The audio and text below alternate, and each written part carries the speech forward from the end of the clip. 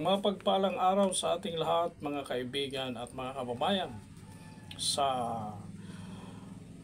araw na ito, ang ating babasahin ay ang Ecclesiastes o mangangaral, Ecclesiastes 9 verse 5. Ito ang sinasabi, "For the living know that they shall die, but the dead know not anything, neither have they any more a reward, for the memory of them is forgotten." Ito ang nasasabi sa banal na kasulatan. Ang binasa natin ito ay nagpapaalala lamang sa ating mga buhay na tayo ay mamamatay. Ano ang ibig ipahiwatig ng kasulatan nating binasa? Tayong mga buhay ay kailangan ay maghanda. Kailangan sumunod sa kalooban ng Panginoon, maniwala sa Kanya ng diretso, at ang ating paniwalaan yung Kanyang mga salita. Paniwalaan, gawin, at sundin.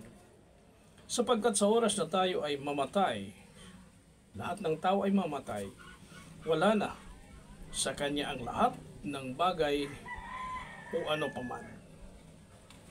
Kaya gusto natin itama itong mga sabi-sabi, itong paniniwala ng karamihan na pag sa mga ganitong oras, araw ng mga patay ang mga yumao, ang kanilang espiritu ay bumabalik, nagpaparamdam sa mga buhay, ngunit ito ay hindi pinatotohanan ng banal na kasulatan.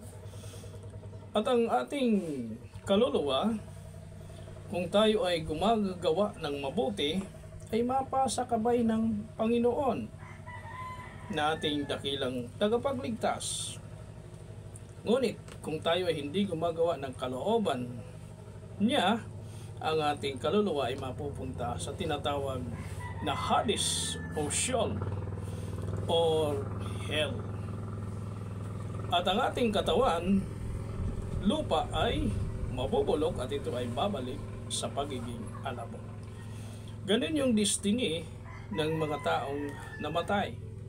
So hindi na sila makababalik sapagkat nandoon na sila sa Hades, yung gumawa ng hindi matuwid sa harap ng Panginoon, at yung gumawa ng matuwid ay nasa kamay ng Panginoon. Hindi na siya pwedeng bumalik.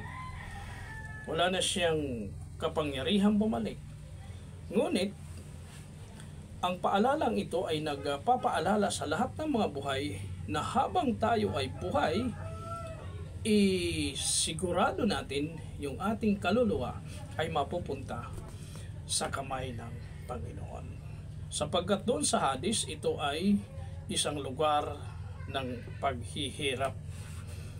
Kagaya ng nabanggit ng ating Panginoon doon sa Lucas 16 hanggang 23, 22 hanggang 23, doon sa isang taong naghirap doon sa tinatawag na Hades, Inferno.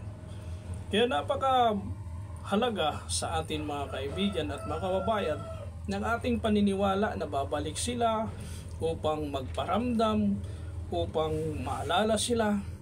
Hindi na yan katotohanan.